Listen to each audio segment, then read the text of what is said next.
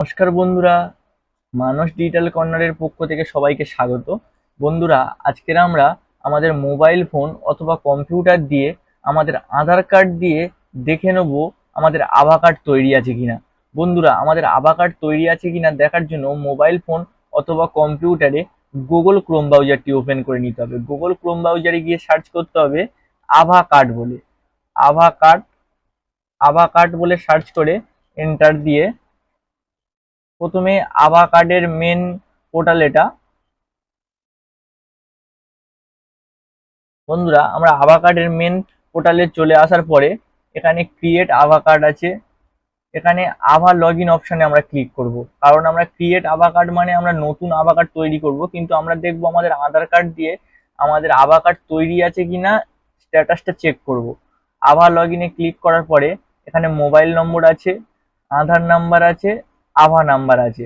আমরা আমাদের আভা নাম্বার জানি না, মোবাইল নম্বর দিয়েও চেক করব না, আমরা আমাদের আধার কার্ড দিয়ে আমরা দেখবো আমাদের আভা কার্ড তৈরি আছে কিনা। তার জন্য আমরা আধার কার্ডের উপরে ক্লিক করলাম।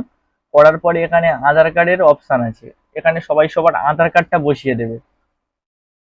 সবার আধার কার্ডটা সঠিকভাবে বসিয়ে আই এগ্রি অপশানে টিক মার্ক দিয়ে নিচে ক্যাপচার কোডটা সঠিকভাবে বসিয়ে নেক্সট অপশানে ক্লিক করবে।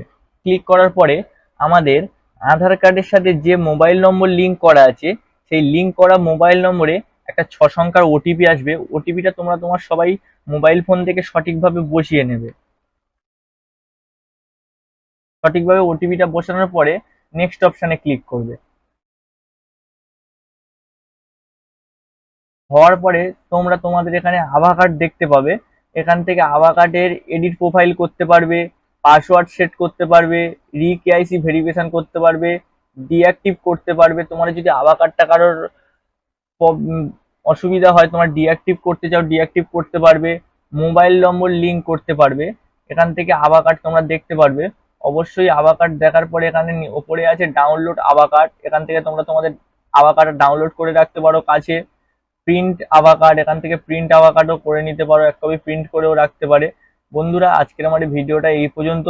বন্ধুরা, ভিডিওটা যদি ভালো লেগে থাকে চ্যানেলটা সাবস্ক্রাইব করে